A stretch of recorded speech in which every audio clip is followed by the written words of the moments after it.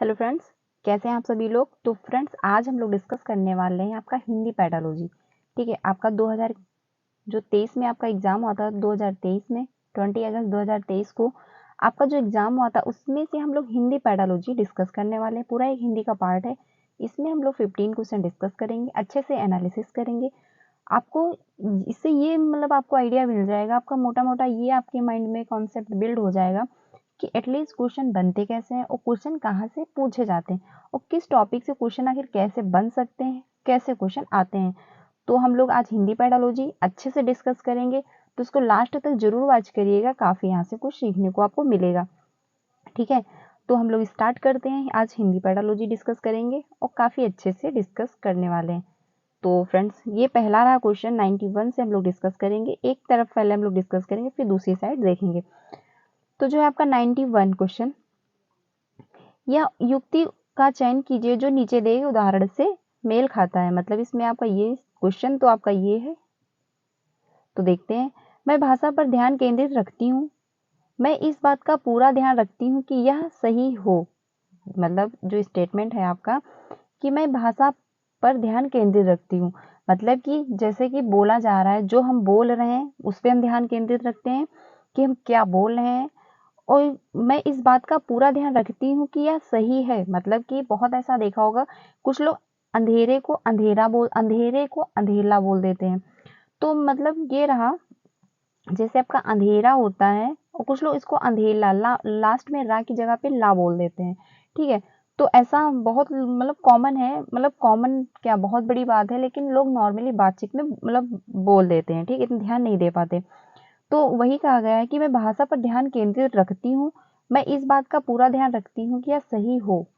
तो इसमें आपका 91 का जो है, इसमें होगा, ऑप्शन देख लेते हैं, परभाषा व्यवहार, मतलब या फिर होगा याद करना, या होगा आपका पुनरावृत्त करना, मतलब दोहराना, या होगा स्वनिरीक्षण। तो इसमें आपका 4 ऑप्शन सही होगा कि सेल्फ असेसमेंट जो होता है आपका, सेल्फ असेसमेंट, जो आपका सेल्फ असेसमेंट होता है वही आपका स्वनिरीक्षण होता है। मतलब खुद से आकलन कर रहा है, मतलब खुद से इसमें आकलन किया जा रहा है कि मैं क्या बोल रहा हूँ, इस बात का पूरा ध्यान रखा जा रहा है और कहीं पे गलती तो नहीं आ रही है, उस बात पे भी इसमें ध्यान रखा जा रहा है। तो ये खुद से बच्चा आकलन कर रहा है, तो इसको कहेंगे सेल्फ असेसमेंट। मतलब खुद का निरीक्षण करना कि हम क्या बोल रहे हैं और कैसे बोल रहे हैं और हम कहाँ पे गलतियां आ रही हैं। तो ये हो जाएगा आपका 4 ऑप्शन सही, क्योंकि इसमें स्वनिरीक्षण मतलब खुद से वो निरीक्षण कर रहा है। आगे चलते हैं क्वेश्चन नंबर 92 पे। ये रहा आपका क्वेश्चन नंबर 92। कक्षा सेकंड के विद्यार्थी एक कविता गा रहे हैं। मतलब कक्षा 2 जो क्लास 2 है, इसमें विद्यार्थी कविता गा रहे हैं। यह मेरी नाक है और यह मेरे कान हैं। जैसे कि होता नहीं, छोटे बच्चों को आपने देखा होगा, जब उसमें क्लासों में जो पोयम पढ़ाई जाती है, कोई कविता गाई जाती है, तो जैसा कविता जो जिस पे जैसा भी कविता है वैसी एक्टिविटी टीचर करता है और बच्चे भी करते हैं। जैसे कि मछली जल की रानी है, तो उस पे मछलियां बनाते हैं लोग, ऐसे मछली तैर रही है, तो टीचर भी एक्टिविटी वैसे करता है और बच्चे भी वैसे ही एक्टिविटी करते हैं। तो उसमें कह रहा है कि कविता गाई जा रही, यह मेरी नाक है, मतलब जब नाक का उसमें टॉप बात आई, शब्द आया, तो उसने नाक को टच किया। कान है, यह कविता गाते समय वे शरीर के सभी अंगों के नाम लेते हैं। मतलब कविता गा रहे हैं, उसमें शरीर के सभी अंगों के नाम आ रहे हैं, उस अंग को स्पर्श भी करते हैं, मतलब उसको छूते भी हैं। ठीक है, अध्यापिका किस विधि का प्रयोग करके सिखा रही है। जो अध्यापिका है वो किस विधि का प्रयोग कर रही है, ये आपको बताना है। जैसे कि टीचर एक पोएम गा रही है, उसमें जो भी पार्ट, अंगों के सारे पार्ट के नाम आ रहे हैं, और जब नाम आ रहे हैं तो बच्चा उस अंग को छू भी रहा है। जैसे उसके में, जैसे कविता में नाक वर्ड आया है, तो उसने नाक को टच भी किया। ठीक, तो इसमें आपका कौन ऑप्शन सही होगा ये देख लेते हैं हम लोग। विभिन्न दर्शन ग्रही होगा, या फिर आपका श्रव्य भाषिक होगा, या फिर आपका संप्रेषणात्मक भाषा शिक्षण होगा, या फिर आपका समग्र भौतिक प्रतिक्रिया होगा। तो जो आपका 92 है, इसका 4 ऑप्शन सही होगा। समग्र भौतिक प्रक्रिया मतलब संपूर्ण, वो अपनी बॉडी का भी प्रयोग कर रहे हैं उसमें बच्चे, क्योंकि वो फिजिकल एक्टिविटी भी यहाँ पे इन्वॉल्व है। तो इसका आपका 4 ऑप्शन ही सही हो जाएगा 92 का। आगे चलते हैं क्वेश्चन नंबर 93 पे। ये रहा क्वेश्चन नंबर 93। विद्यार्थी पिछली इकाई से शब्द लेकर 5 प्रश्नों के उत्तर समूह में देने का काम कर रहे हैं। मतलब जो छात्र हैं वो 5 शब्दों के उत्तर ले रहे हैं और उसका जो समूह में उत्तर देने का काम भी कर रहे हैं। वे अपने सवालों को दूसरे समूह के साथ अदला-बदली करते हैं। मतलब 2 ग्रुप में बाँट दिया गया है, 1 ग्रुप और एक बी ग्रुप। इसमें कुछ बच्चे प्रश्न का उत्तर देके दूसरे ग्रुप को दे रहे हैं और जो बी ग्रुप के बच्चे हैं वो प्रश्नों के उत्तर लेके ए ग्रुप को दे रहे हैं। मतलब वो आपस में असेसमेंट कर रहे हैं, ठीक है, अदला-बदली करके और सवालों के उत्तर देने की कोशिश कर रहे हैं। मतलब ए ग्रुप के बच्चे बी ग्रुप से भी पूछ लेते हैं, एक दूसरे से पूछ रहे हैं और बी ग्रुप के भी बच्चे ए ग्रुप से पूछ लेते हैं जो क्वेश्चन के आंसर हैं। तो एक दूसरे से इंटरेक्ट हो रहे हैं बच्चे। जो ए ग्रुप है वो बी ग्रुप से इंटरेक्ट हो रहा है और बी ग्रुप ए ग्रुप से इंटरेक्ट हो रहा है। मतलब बच्चे समूह में सीख रहे हैं। ये बात समझ आई? तो इसमें से ऑप्शन देख लेते हैं हम लोग। सहपाठी आकलन होगा या फिर आपका होगा स्व आकलन या होगा पृष्ठ पोषण मतलब फीडबैक। तो फीडबैक तो होता है कि टीचर जैसे बच्चे ने कुछ परफॉर्म किया या कुछ पढ़ाया, मतलब पढ़ा या फिर कुछ टीचर ने पूछा है तो उसका फीडबैक मिलता है कि हाँ अच्छा तुमने किया, गुड, वेरी गुड, ये सब फीडबैक होते हैं, ये सकारात्मक फीडबैक होते हैं, ठीक है। तो 4 है आपका पठन आकलन। तो आपका जो 93 है इसमें आपका फर्स्ट ऑप्शन ही सही होगा, सहपाठी आकलन मतलब पीयर असेसमेंट इसको बोल देंगे कि बच्चा ग्रुप में रह के मतलब सहपाठियों के साथ अपने मतलब सहपाठियों के साथ इंटरेक्ट होके अपना आकलन कर रहे हैं। जैसे 2 समूह बना दिए गए, जो एक ग्रुप है वो बी ग्रुप से जो बच्चे हैं उनसे भी मतलब क्वेश्चन पूछ रहे हैं और अपने आंसर पा रहे हैं, बी ग्रुप के बच्चे ए ग्रुप से पूछ रहे हैं और अपने आंसर ले रहे हैं। तो दोनों आपस में इंटरेक्ट हो रहे हैं। जैसे कि बच्चे कुछ किसी भी टॉपिक पे कुछ लिखा और फिर एक दूसरे से कॉपी चेक की, हाँ ये इसका ये आंसर सही होगा या फिर इसका ये आंसर सही होगा। तो दोनों मतलब क्लास के दोनों ग्रुप के बच्चे आपस में इंटरेक्ट होकर एक दूसरे से सीख रहे हैं, एक दूसरे का आकलन कर रहे हैं। तो इसमें आपका सहपाठी आकलन होगा, मतलब प्री असेसमेंट हो जाएगा। ये आप लोग ध्यान रखिएगा, 93 का आपका ए ऑप्शन सही हो जाएगा। आगे चलते हैं 92 पे।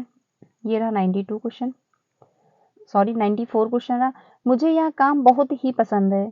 जब अध्यापिका मुझे एक कार्ड देती है जिस पर कोई शब्द या वाक्य लिखा होता है, मतलब अध्यापिका एक कार्ड देती है उस पर कोई शब्द लिखा होता है, मैं उससे संबंधित अभिनय करती हूँ। जैसे कि आप लोगों ने देखा होगा कि गेम होते हैं तो उसमें मूवी का नाम बताना होता है संकेत के माध्यम से, फिर सामने वाले बताते हैं कि हाँ ये मूवी है। या फिर कुछ ऐसे वर्ड होते हैं इसमें हिंदी और इंग्लिश इंक्लूड होते हैं। आपने हिंदी का कोई वर्ड बताया फिर इसमें इंग्लिश का सामने से बताया जा रहा है, तो ये गेम खेले जाते हैं, तो आप लोगों ने भी देखा होगा। तो ठीक है, मैं उससे संबंधित अभिनय कर रही हूँ, मतलब उस एक कार्ड में कोई शब्द दिया है उससे रिलेटेड बच्चा अभिनय कर रहा है। मैं समूची कक्षा, एक मिनट, मैं समझी कि अच्छा उस शब्द वाक्य के बारे में अनुमान लगाती है। शिक्षार्थी का प्राथमिकताओं के साथ शिक्षार्थी की टिप्पणी की पहचान कीजिए। मतलब जैसे कि आपका ये एक कार्ड है, इस पे कुछ भी एक वर्ड लिखा हुआ है, उसी से संबंधित बच्चा एक्टिविटी करता है। मतलब अगर इसमें लिखा है गाना तो बच्चा गा रहा है, या फिर इसमें कोई एक्टिंग लिखी है तो वो एक्टिंग कर रहा है। तो मतलब आपने देखा होगा कि ऐसे गेम खेले जाते हैं कि कुछ लोग मतलब इशारे करते हैं, मतलब संकेत माध्यम से मूवी का नाम लेते हैं, ठीक, संकेत के माध्यम से फिर उसको बताना होता है कि हाँ ये मूवी है, मूवी का नाम फिर सामने से बताया जाता है। तो वही एक्टिविटी यहाँ पे हो रही है जो। तो आपका जो 94 है इसमें देख लेते हैं। पहला ऑप्शन है, जब मैं गति बोधक तरीके से संलग्न रहती हूँ तो मुझे भाषा अच्छी तरह से याद रहती है। मतलब जब बच्चा उसमें इन्वॉल्व होता है तो उसको भाषा अच्छी तरह से याद हो जाती है। या फिर आपका होगा क्वेश्चन नंबर ऑप्शन नंबर 2, जब मैं देखती हूँ तो मुझे भाषा अच्छी तरह से याद होती है। मतलब जब देखने से ही भाषा अच्छी तरह से याद हो जाएगी, जैसे कि आप लोग मूवी देखते हो या फिर कोई कार्टून हुआ या कोई सीरियल हुआ। या फिर आपका थर्ड ऑप्शन होगा, जब मैं सुनती हूँ तो मुझे भाषा अच्छी तरह से याद होती है। या फिर आपका 4 होगा, जब मैं कार्ड से वाक्य को याद करती हूँ तो मुझे भाषा अच्छी तरह से याद होती है। तो आपका जो 94 है, ठीक है, जो आपका 94 है इसमें आपका ए ऑप्शन ज़्यादा सही है। ए ही ऑप्शन सही हो जाएगा, क्योंकि जब मैं गतिबोधक तरीके से संलग्न रहती हूँ, जब बच्चा इन्वॉल्व होगा, जब बच्चा करके सीखेगा, ठीक है, जब एक्टिविटी में बच्चा इन्वॉल्व होके करेगा, खुद करेगा, तो और अच्छे से सीखेगा और वो आप कॉन्सेप्ट उसके दिमाग में काफ़ी टाइम तक स्थायी रूप से मतलब स्थायी रूप से हो जाएगा, मतलब बिल्ड हो जाएगा स्थायी रूप से, ये कह सकते हैं आप। तो ये ऑप्शन आपका सही होगा 94 का, क्योंकि बच्चा जब खुद से इन्वॉल्व होगा, एक्टिविटी करेगा, तो वो ज़्यादा अच्छे से सीखेगा। वो उस तो जो करके सीखते हैं बच्चे, वो ज्ञान उनके दिमाग में स्थायी रूप से मतलब वो ज्ञान स्थायी मतलब बच्चे के दिमाग में स्थायी रूप से मतलब टिक जाता है, आप ऐसे समझ सकते हैं। तो इसमें आपका ए ऑप्शन ही सही होगा। आगे चलते हैं हम लोग क्वेश्चन नंबर 95 पे। ये रहा क्वेश्चन नंबर 95। ये रहा, इसमें आपका अभिकथन है और इसमें रीजन दिया हुआ है। तो देख लेते हैं हम लोग। जो क्वेश्चन नंबर आपका 95 है, पहला है मतलब इसका अभिकथन क्या है। विद्यालय में प्रवेश करने वाले सभी बच्चे अपनी आयु अनुसार भाषा के समक्ष प्रयोगकर्ता होते हैं। जो बच्चे प्रवेश करने वाले सभी बच्चे अपनी आयु के अनुसार, मतलब जैसे बच्चा छोटा है तो अपने आयु के अनुसार वो बच्चा उसके कुछ शब्द बोलना वो सीख चुका होगा स्कूल आने से पहले, जैसे कि मम्मी पापा, पानी, या बैग है, ये कपड़े हैं, ये बुक है, ये कॉपी है। तो बच्चे को थोड़ा बहुत, ये पेंसिल है, ये पेन है, तो बच्चे को इतना समझ आ रहा है, वो कुछ वर्ड बोल पा रहा है और कुछ वाक्य भी बना लेता है और कुछ उसको ज्ञान भी है। मतलब वो अपने लेवल के अनुसार, मतलब अपनी आयु के अनुसार भाषा प्रयोग करने में सक्षम है। अगर उसको प्यास लगी तो वो कह सकता है कि हाँ मुझे एक गिलास पानी चाहिए, या वो मतलब अपनी आयु के अनुसार बोल सकता है। वो इतना बोलने में सक्षम है, अपनी भाषा का प्रयोग करने में भी सक्षम है। तो उसका देख लेते हैं जो तर्क है, क्या इसका रीजन क्या है। भाषाई और सांस्कृतिक विविधता के कारण वे अपनी योग्यताओं का प्रदर्शन नहीं कर पाते। मतलब जो उनकी भाषाई जो संस्कृति, सभी का कल्चर अलग होता है। दो बच्चे हैं, दोनों बच्चे समान नहीं होंगे, हर बच्चे का अपना अपना एक कल्चर होता है। तो कल्चर के अनुसार उनकी जो मतलब अपनी भाषा प्रयोग करने की जो योग्यता है वो प्रदर्शित नहीं कर पाते।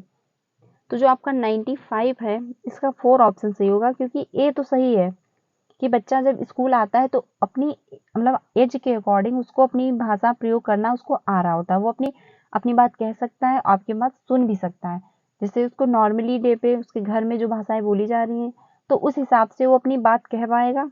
जो उसकी मातृभाषा है उसमें वो अपनी बात को कहने में सक्षम है।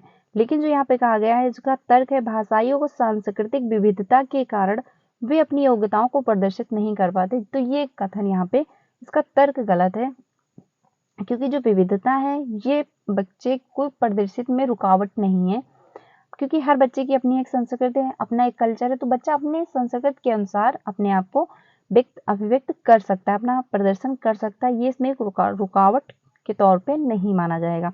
तो इसमें आपका 4 ऑप्शन सही होगा कि ए सही है बट आर गलत है। ठीक है, क्वेश्चन नंबर 95 का। अब लोग चलते हैं क्वेश्चन नंबर 96 पे। कक्षा 5th का मंजीत अपने अध्यापक से अलग शैली में बात करता है, अपने मित्रों से कुछ अलग तरीके से, और अपने 2 वर्षीय बच्चे से कुछ अलग तरीके से। मतलब एक बच्चा है, एक मंजीत नाम का मतलब एक मंजीत नाम का स्टूडेंट है, विद्यार्थी है, जो कक्षा 5th में है, 5 में है। वो अपने शिक्षक से अलग अलग तरीके से बात करता है, अपने दोस्तों से। आपने देखा होगा, आप खुद पे ही इसको फॉलो कर लीजिए कि आप जब अपने टीचर से कैसे बात करते हो, थोड़ा तमीज में आके बात करते होगे। आप अपने दोस्तों से कैसे बात करते हो, ठीक, दोस्तों से आप कुछ भी ऐसे ही बोल दोगे। आप अपने घर में बात करोगे तो अलग तरीके से बात कर लोगे। अगर आप अपने पेरेंट्स से बात कर रहे हो तो उसका भी बात करने का आपका तरीका अलग होगा।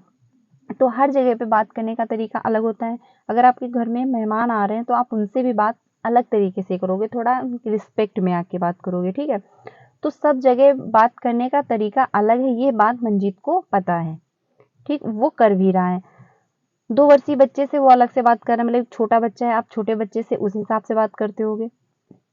ये नहीं है कि आप जो 20 साल का मतलब 20 साल का जो व्यक्ति है, वो जो 5 साल का बच्चा है उससे आप बिल्कुल सेम वैसे ही बात कर लोगे, ये नहीं है। जो 20 साल का बच्चा है उसके आप मतलब 20 साल का जो व्यक्ति है आप उससे उस हिसाब से बात करोगे, वो जो 5 साल का बच्चा है आप उससे उस हिसाब से बात करोगे। ठीक है, तो ये करता है। इसका तात्पर्य यह हुआ कि मंजीत जानता है कि सामाजिक स्थितियों में भाषा प्रयोग किस तरीके से करना चाहिए। बिल्कुल सही है कि मंजीत को ये पता है कि वो भाषा का प्रयोग किस हिसाब से करे। आखिर मतलब 2 वर्ष का बच्चा है, उससे वो हिसाब से बात कर रहा है, और वहीं पे अपने मित्रों से अलग तरीके से बात करता है, और अपने अध्यापक से भी वो अलग तरीके से बात कर रहा है। तो जो आपका 96 है, ठीक है, जो आपका 96 है, इसमें आपका ऑप्शन सही हो जाएगा। तो कौन सा, पहला देख लेते हैं, वाकगत है, या फिर उसका प्राकृतिकवादी है, या होगा इसका अर्थगत, या फिर आपका 4 होगा उपयोगितावादी। तो आपका इसमें 4 ऑप्शन सही हो जाएगा कि उपयोगितावादी, मतलब मंजीत को इतना पता है कि हमको किससे कैसे बात करनी है। ठीक है, अगर आपने माता पिता से भी बात करो तो आप उस तरीके से बात करोगे, अगर आप भाई बहन में बात कर रहे हो तो उस हिसाब से बात कर लोगे, अपने फ्रेंडों में कुछ भी कैसे भी नॉर्मली बातचीत कर लेते हो आप लोग। अगर एक छोटे बच्चे से बात कर रहे हो तो आप उस हिसाब से बात करते हो कि इसको मेरी बात समझ आ जाए। अगर आप टीचर से बात कर रहे हो, अपने से बड़े से बात कर रहे हो, तो आप उस हिसाब से बात करते हो। ठीक, तो इसका ये हो जाएगा। तो जो मंजीत है उसको ये समझ आ रहा है कि उसको किस व्यक्ति के सामने कैसे बात करनी है, मतलब उसको अपनी बात मतलब बातचीत करने की उसको उपयोगिता उसको पता है कि समाज की स्थितियों में उसको कैसे बात करनी है। तो इसमें आपका जो 96 है इसका 4 ऑप्शन ही सही होगा, उपयोगितावादी है जो मंजीत है। 96 का आपका 4 ऑप्शन सही हो जाएगा। अब लोग चलते हैं 97 पे। ये रहा आपका, एक माँ ने इस बात की ओर ध्यान दिया कि उसकी बच्ची कभी कभी ऐसे शब्द बोल देती है। मतलब एक माँ है, माँ बच्चों पे वैसे भी बहुत ज़्यादा ध्यान देती है। क्यों? क्योंकि बच्चा माँ से ज़्यादा इंटरेक्ट रहता है और ज़्यादा समय अपनी माँ के पास ही बिताता है। तो वो ध्यान दे रही है कि उनका जो बच्चा है वो कभी-कभी ऐसे शब्द भी बोल देता है जो उसने कभी सुन मतलब बच्चा जो है कभी-कभी ऐसे शब्द बोल देता है जो ना तो उन्होंने कभी सुना है और ना कभी वयस्क व्यक्ति से उन्होंने सुना है। ठीक है? और ना ही अपने भाई-बहनों से सुना है। मतलब जो बच्चा है वो कभी-कभी ऐसे वर्ड बोल रहा है जो उनकी माँ ने ना तो खुद उन्होंने बोला है और ना उन्होंने कभी सुना है, ना उनके भाई मतलब जो बच्चे के भाई-बहन हैं उन्होंने भी आपस में बातचीत वो शब्द नहीं किए हैं। इस बात को लेकर वह भ्रमित हो रही है, जो उनकी माँ है इस बात को लेकर भ्रमित है, क्योंकि उनका मानना है कि जो बच्चे हैं अपने परिवार और अपने आस-पास के परिवेश में लोगों का अनुकरण करके भाषा सीखते हैं। तो उनका यह मत किससे मेल खाता है, मतलब प्रतिद्वंदित है या फिर मेल खाता है। तो ये आपको ये बताना है कि जो एक माँ है उनका बच्चा कभी-कभी ऐसे शब्द बोलता है, आपने देखा होगा जब इसमें 2 से 6 वर्ष का जो बच्चा होता है उसमें भाषा मतलब जो लैंग्वेज एक्विजिशन डिवाइस है आपका जो एलईडी है वो काफ़ी एक्टिव रहता है नॉम चॉम्स्की के अनुसार। आपके में ये थ्योरी भी है नॉम चॉम्स्की की। ठीक, तो उनका ये मानना था कि बच्चे में एलईडी जो होती है जो मतलब भाषा अधिगम यंत्र है वो काफ़ी एक्टिव रहता है जो 2 से 6 वर्ष की मतलब 5 साल तक उन्होंने माना है। तो जो 2 से 6 वर्ष की उम्र होती है इसमें बच्चा बहुत ज़्यादा मतलब लैंग्वेज सीख लेता है, बहुत जल्दी वो ऐसे शब्द सीखेगा जो आपने सोचा भी नहीं होगा, कि आपको याद भी शायद ना हो कि आपने ये वर्ड बोला है। ठीक, तब भी वो ऐसे शब्द बोल देगा। तो ये आप लोग ध्यान रखिएगा। तो जो 2 से 6 वर्ष की उम्र है, बच्चा एक छोटा है, वो ऐसे शब्द बोल रहा है जो उनकी माँ ने शायद ना कभी सुने हैं और वो इस बात को लेकर भ्रमित है कि आखिर ये बच्चा शब्द बोल कहाँ से रहा है। तो इसमें आपका जो है कौन सा ऑप्शन सही होगा? 97 का हम लोग देख लेते हैं। इसमें होगा बहुभाषावाद, या फिर आपका होगा सहजवाद, या फिर आपका होगा व्यवहारवाद, या फिर आपका होगा रचनावाद। तो जो आपका 97 है, ठीक, जो आपका 97 है, जो आपका 97 है इसमें 3 ऑप्शन सही हो जाएगा। इसमें व्यवहारवाद मतलब जो आपके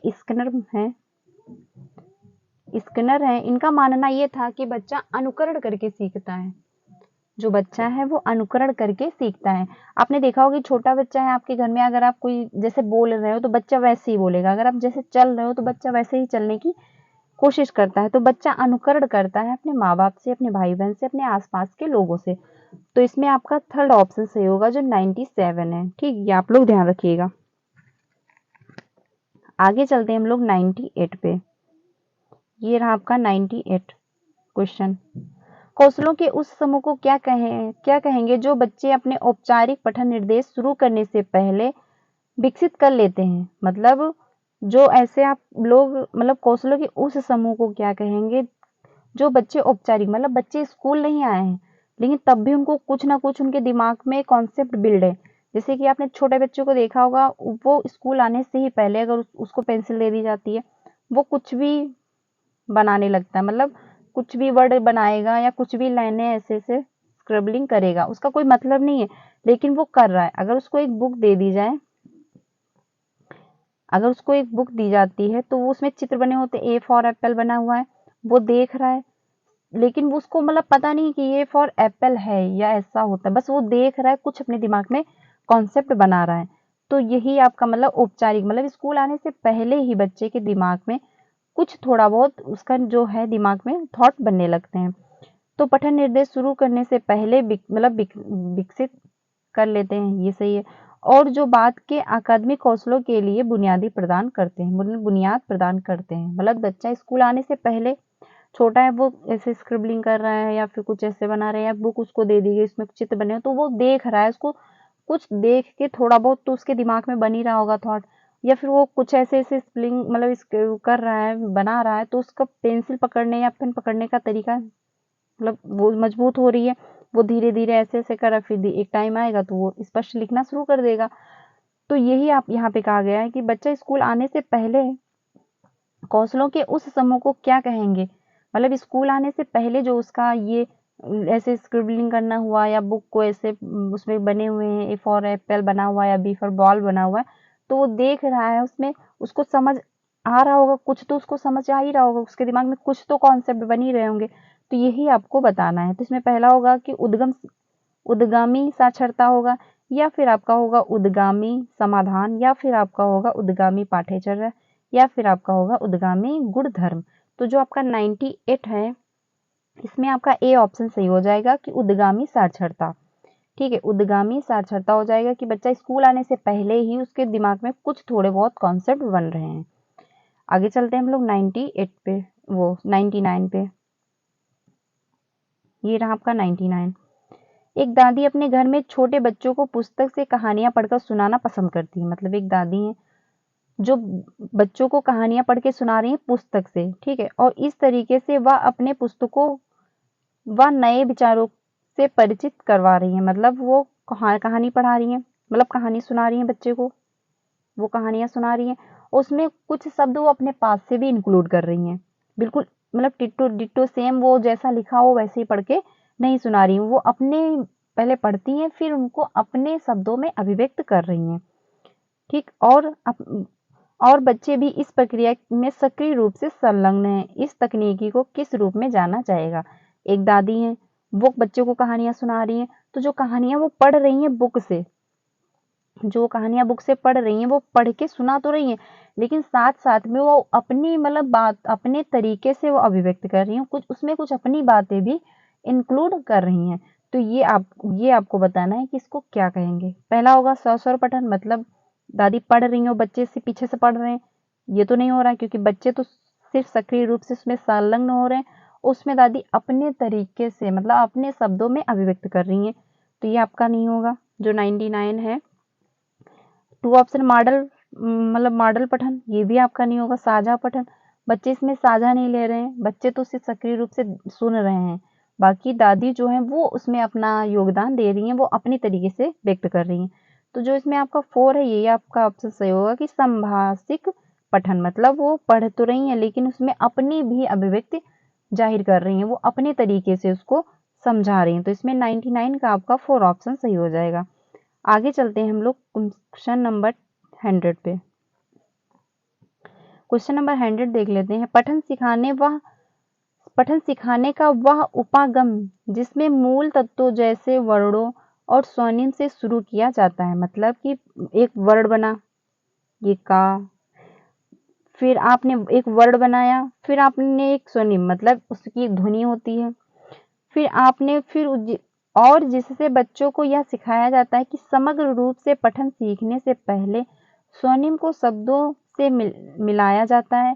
इस उपागम को क्या कहेंगे? जैसे कि आपने पहले वर्ड बनाया, आपको वर्ड की समझ में आया, फिर आपने स्वनिम, फिर आपने एक वाक्य बनाया, नहीं, फिर आपने एक शब्द बनाया, फिर आपको एक वाक्य पता चला, ऐसे ही करके आपने पूरा एक पैराग्राफ समझा, फिर उसके बाद आपने पूरी एक कहानी समझी। तो आप छोटे से बड़े की तरफ जा रहे हो। पहले आपको एक वर्ड पता चला, फिर आपने ध्वनि, फिर आपने एक शब्द बनाया, फिर वाक्य, फिर पैराग्राफ है, फिर आप पूरी कहानी पे जा रहे हो, मतलब पूरी स्टोरी पे जा रहे हो। तो आप छोटे से अप की ओर, मतलब नीचे से आप ऊपर की ओर जा रहे हो।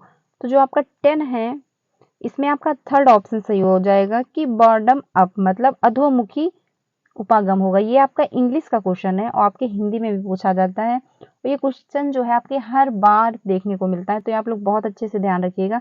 इसमें बड़ा कंफ्यूजन भी होता है, आपके इंग्लिश पैथोलॉजी का क्वेश्चन है और ये बिल्कुल ट्रांसलेट होकर आपके हिंदी पैथोलॉजी में देखने को मिल जाता है, हमेशा मिलता है। आपका जितने भी मॉडल पेपर मतलब आपके जितने भी पेपर हुए हैं, जब से ऑनलाइन पेपर हुआ है तब से आपको क्वेश्चन देखने को 100% मिलता है। कभी आपका टॉप डाउन पूछ लेता है, कभी आपसे बॉटम अप पूछ लेता है। तो छोटे से बड़े की ओर जाना आपका बॉटम अप हो जाएगा। अब हम लोग देख लेते हैं टॉप डाउन किसे कहते हैं। जैसे कि आपका पूरा ये पैराग्राफ है, जैसे कि आपने पूरी एक कहानी है, फिर आप कहानी के बाद छोटे बिंदुओं पे जाते हो। जैसे एक छोटा सा पैराग्राफ आपने देखा, पहले आपने पूरा बायो मतलब पूरी कहानी पढ़ ली, फिर आप छोटे पैराग्राफ पे जाते हो, फिर वहां से आप उससे भी छोटा मतलब एक वन शॉट में समझा आपने, फिर आपने वाक्य समझा, फिर आपने शब्द पे आए, फिर आप वर्ड पे आए, फिर स्वनिम पे आए। तो मतलब बड़े से नीचे की ओर आना, ऊपर से नीचे की ओर आना आपका टॉप डाउन होगा, और नीचे से और ऊपर की ओर जाना ये आपका बॉटम अप होगा। तो मतलब पैराग्राफ से अगर आप नीचे की ओर जा रहे हो, वर्ड की ओर आ रहे हो, तो वो आपका टॉप डाउन हो जाएगा, ये आप लोग ध्यान रखिएगा। और अगर वर्ड से आप पैराग्राफ की तरफ जा रहे हो तो आपका बॉटम अप हो जाएगा, मतलब अधोमुखी उपागम हो जाएगा। तो जो आपका 10 है इसमें आपका थर्ड ऑप्शन सही हो जाएगा। आगे चलते हैं हम लोग क्वेश्चन नंबर 101 पे।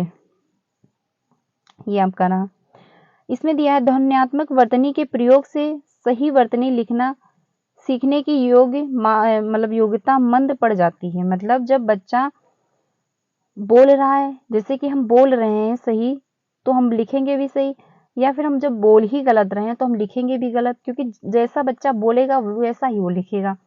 ठीक है, तो इसमें कहा गया है कि जो ध्वन्यात्मक वर्तनी के प्रयोग से सही वर्तनी लिखना सीखने की योग्यता मंद पड़ जाती है। मतलब यहाँ पे कहा गया है कि अगर बच्चा बोल सही रहा है तो वो लिखेगा भी गलत, तो ये इसकी जो योग्यता ये मंद पड़ जाती है। तो इसमें आपका, और इसमें हम तर्क देख लेते हैं, इसमें तर्क क्या कहा गया है। ये आपका स्टेटमेंट सही है जो आपका पहला है कि जब बच्चा बोल गलत रहा है तो वो लिखेगा भी गलत। ठीक है, अब हम लोग इसका तर्क देख लेते हैं क्या है। तर्क में कहा गया है जब बच्चे पारंपरिक वर्तनी के स्थान पर अपनी आविष्कृत वर्तनी का प्रयोग करते हैं तब यह सही वर्तनी लिखने की उनकी योग्यता को मंद नहीं करती। जो आपका 101 है, इसमें इन्होंने कहा है कि जब बच्चा पारंपरिक वर्तनी के स्थान पर अपनी आविष्कृत वर्तनी का प्रयोग करते हैं तब यह सही वर्तनी लिखने की उनकी योग्यता को मंद नहीं करता। ये स्टेटमेंट यहाँ पे कहा गया। तो आपका पहला तो सही है लेकिन दूसरा यहाँ पे गलत कहा, क्योंकि नहीं लिख दिया है। जब बच्चा, आपने देखा होगा कुछ ऐसे वर्ड हैं जैसे आपने बोला, आपने पढ़ाया फिर लिखा, तो बच्चे उसमें कुछ अपना भी इंक्लूड कर देते हैं। तो ये अच्छी बात है कि बच्चा सक्रिय रूप से भाग ले रहा है।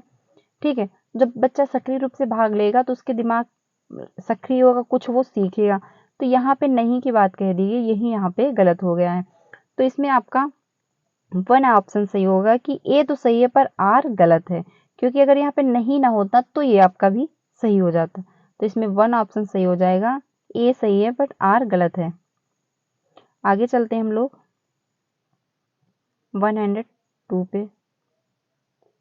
ये है आपका, नई भाषा सीखते समय बहुत से विद्यार्थी भाषा के अद्वितीय उच्चारण संबंधी नियमों के कारण भाषा बोलते समय प्रायः आत्मविश्वास की कमी का सामना करते हैं।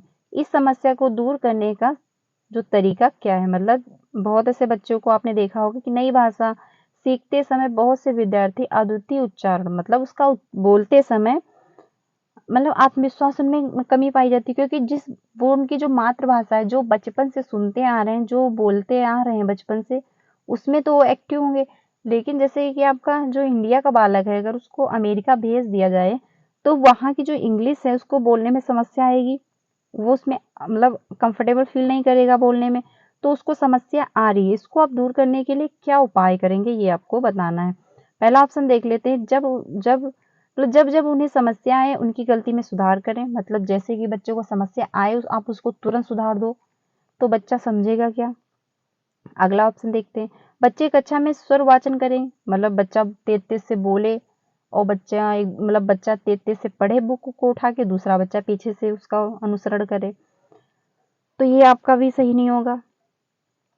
अगला देखते हैं, कक्षा में ऐसे खेलों जैसे गतिविधियों का प्रयोग करें, ऐसे खेलों में गतिविधियों का प्रयोग किया जाए जिससे मौखिक अंतःक्रिया अधिक हो।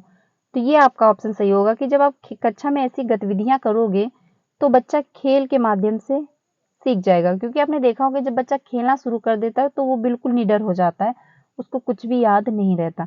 तो जब वो खेल के माध्यम से सीखेगा तो अपना जो उसका आत्मविश्वास है वो उसमें अपने आप आ जाएगा, वो अच्छे से कर लेगा और अच्छे से वो सीख भी जाएगा। और जब खेल के माध्यम से सीखेगा तो उसके दिमाग में कॉन्सेप्ट बन जाएगा, उसको जो भाषा में समस्या बोलने में आ रही थी वो उसकी धीरे धीरे करके खेल खेल के माध्यम से उसको मतलब अच्छे से आ जाएगा, उसका आत्मविश्वास जो है वो उसमें आ जाएगा, अब उसको बोलने में समस्या नहीं होगी। तो इसमें आपका थर्ड ऑप्शन ज़्यादा सही लगता है और ये सही भी है। इसमें जितने भी मैं आपको आंसर बता रही हूँ ये आपकी ऑफिशियल आंसर की से है, आप लोग ये मत सोचिएगा कि मैं कुछ भी ऐसे ही आपको ऑप्शन दे मतलब बता रही हूँ, ठीक, ये भी आप लोग ध्यान रखिएगा। तो इसमें आपका थर्ड ऑप्शन सही होगा कि जब कक्षा में ऐसी गतिविधियां की जाएंगी तो बच्चा मौखिक अंतःक्रिया करके और अच्छे से सीख जाएगा, आपका थर्ड ऑप्शन सही हो जाएगा। आगे चलते हैं हम लोग क्वेश्चन नंबर नेक्स्ट पे, ये रहा। इसमें है एक कक्षा थर्ड की अध्यापिका अपने शिक्षार्थियों को नई शब्दावली से परिचित करवा रही है, निम्नलिखित में से कौन सी नई शब्दावली सीखने का प्रभावी तरीका है। मतलब जो शिक्षक है वो नई शब्दावली मतलब बच्चों को नया शब्द बताने को, नया ज्ञान देने के लिए प्रयास कर रही है, मतलब परिचित करवा रही है, तो उसका कौन सा इसमें प्रभावी तरीका है ये आपको बताना है। तो इसमें देख लेते हैं हम लोग ऑप्शन। पहला ऑप्शन है आपका अध्यापिका श्यामपट्ट पे शब्द का अर्थ लिखे और विद्यार्थी उसे याद कर ले, मतलब श्यामपट्ट पे टीचर लिख दे और बच्चे सिर्फ उसको देख ले, तो बच्चा तो यहाँ पे निष्क्रिय हुआ, अगर वो उसका मन है तो वो सीख ले, मन नहीं है तो वो नहीं सीखे, ये आपका ऑप्शन नहीं सही लग रहा है। अगला देखते हैं अध्यापिका शब्दों के विलोम शब्द बताएं और बच्चों में उन शब्दों का अर्थ बताएं, मतलब बच्चों की भाषा में उन शब्दों का अर्थ बताएं। तो ये अध्यापिका विलोम शब्द, जब बच्चों को अभी सीधे शब्द ही समझ नहीं आए तो आप विलोम शब्द कहाँ से बता दोगे, और फिर बता भी दोगे तो बच्चे कहाँ से सीख पाएंगे, क्योंकि आप तो सिर्फ बता ही रहे हो, ये भी आपका ऑप्शन नहीं सही होगा। अगला देखते हैं हम लोग अध्यापिका बच्चों को शब्दों की ठोस परिभाषा दोगे, जो कि छोटा बच्चा है वो परिभाषा इतना जल्दी मतलब सीखेगा भी तो वो सिर्फ रट्टाफिकेशन हो जाएगा, ये भी आपका सही नहीं होगा।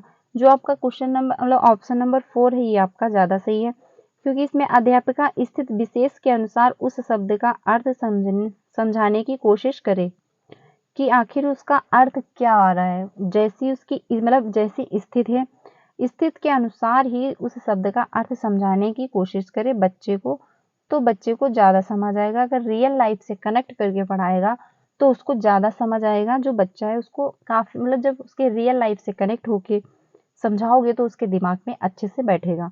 तो आपका इसमें 4 ऑप्शन सही हो जाएगा कि बच्चा जो है मतलब जो टीचर है स्थिति विशेष के अनुसार शब्दों का अर्थ समझाने की कोशिश करें कि आखिर जैसी स्थिति है उस हिसाब से बच्चे की स्थिति के अनुसार ही समझाने की कोशिश करें। तो इसमें आपका 4 ऑप्शन सही हो जाएगा।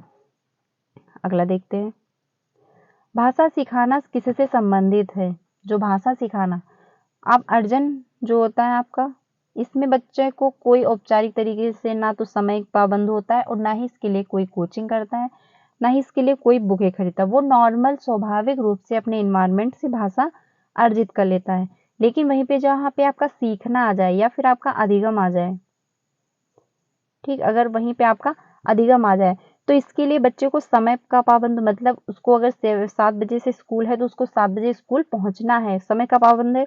अगर उसकी कोचिंग शाम के 5 बजे है तो उसको शाम को 5 बजे कोचिंग पहुंचना है, समय का पाबंद है इस पे। उसके लिए आपको उसको मतलब उसका कोई टीचर होगा, उसके लिए आपको स्कूल भी जाना पड़ सकता है, कोई बुकें खरीदनी पड़ सकती है, कोई कोचिंग करनी पड़ सकती है। तो जो अधिगम होता है उसके लिए आपको अपना मतलब डालना पड़ता है, एफर्ट डालने पड़ते हैं, आपको टीचर ढूंढना पड़ सकता है या फिर आपको कोई कोचिंग या फिर कोई स्कूल ज्वाइन करना पड़ सकता है, ठीक है। लेकिन वहीं पे जो अधिगम होता है वो स्वाभाविक रूप से आप लोग नॉर्मली अपने इन्वायरमेंट से सीख लेते हो, तो इसके लिए कोई आपको एफर्ट डालना नहीं पड़ता है। लेकिन यहाँ पे अधिगम सीखना मतलब भाषा सीखना किससे संबंधित, तो ये आपका हो जाएगा ए ऑप्शन सही कि यह कौशल के अंतर्गत चला जाएगा कि आप लोग जब कुछ सीखोगे तो उसके लिए आपको समय मतलब समय टाइम टेबल के अनुसार जाना पड़ेगा, आपको बुकें खरीदनी पड़ सकती है, उसके लिए आपको एफर्ट डालना पड़ेगा, आपको उसके लिए मेहनत करनी पड़ेगी। तो इसमें आपका ए ऑप्शन सही हो जाएगा। आगे देखते हैं हम लोग लास्ट क्वेश्चन। लास्ट क्वेश्चन ये बहुत बड़ा है लेकिन हम लोग देख लेते हैं, ठीक है।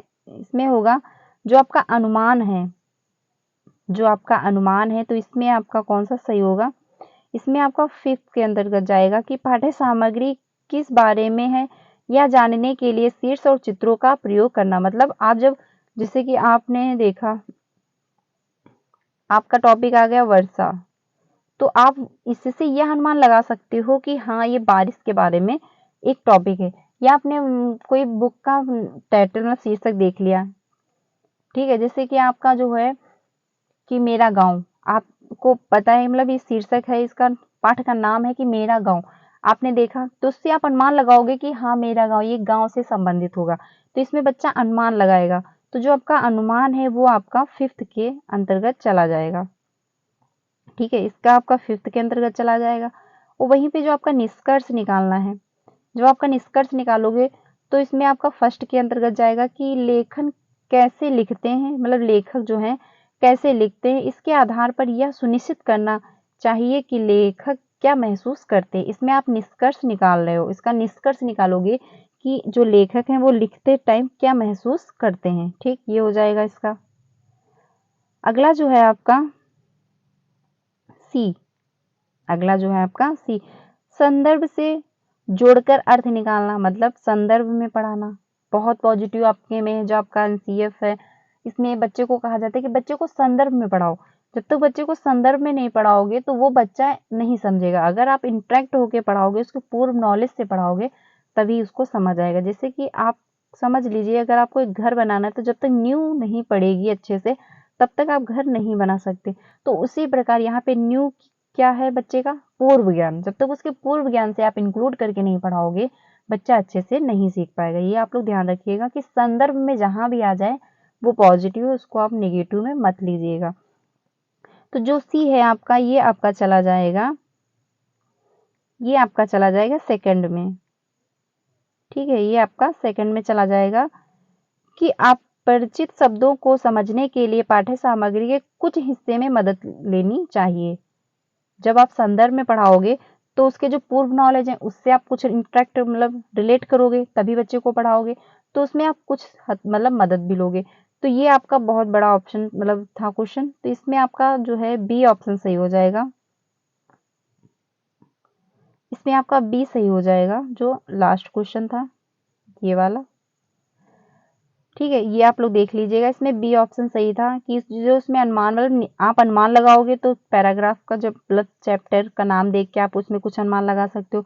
निष्कर्ष निकालना, आप उसका निष्कर्ष निकालने के लिए अंतर्गत जो संदर्भ में सिखाना, जैसे कि बच्चे का आप संदर्भ में सिखाओगे तभी बच्चा अच्छे से सीख पाएगा। तो इसका बी ऑप्शन सही था, इसमें और कुछ भी नहीं था। अगर आपको एक ऑप्शन पता हो जाता तो आप इसका सही उत्तर ले लेते, क्योंकि इसमें 5 में, मतलब ए में सिर्फ 5 है, सिर्फ एक ही ऑप्शन 2 में है, बाकी किसी में नहीं था। तो ऐसे भी आप मतलब आंसर तक पहुंच सकते थे, ठीक है। तो फ्रेंड्स, ये हिंदी पेडालॉजी थी जो मैंने आप लोगों के साथ डिस्कस की। ये आपका मॉडल पेपर था जो आपका एग्जाम हुआ था 2023 में, ठीक, उसका एक मॉडल पेपर था।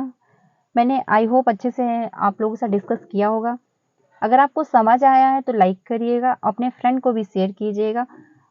कल हम लोग मतलब कुछ और टॉपिक्स, आपका सीडीपी डिस्कस करेंगे। आज ही मैंने हिंदी का पेडालॉजी मॉडल पेपर डिस्कस किया है। इसमें पूरे 15 क्वेश्चन हमने अच्छे से एनालिसिस किए हैं। अगर आपको अच्छी लगी ये वीडियो तो कमेंट सेक्शन में ज़रूर बताइएगा, और मेरे चैनल को सब्सक्राइब कीजिएगा, क्योंकि यहाँ पे आपको सीटेट से रिलेटेड काफ़ी सारी वीडियो मिलेंगी।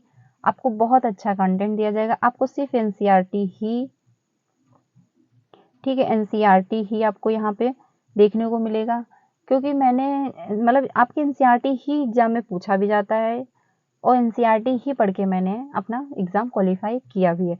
तो जैसे मेरा हुआ है मैं आपको वैसे ही गाइड करती हूँ, वही आपको पढ़ाती हूँ। तो आप लोग मेरे से जुड़ सकते हो अगर आपका मेरा प्रयास समझ में आपको आ रहा है तो, ठीक है। तो फ्रेंड्स, आज के लिए इतना ही। कल मिलते हैं नेक्स्ट वीडियो में, तब तक के लिए अपना ध्यान रखिएगा, अच्छे से पढ़ाई करिए। Thank you so much.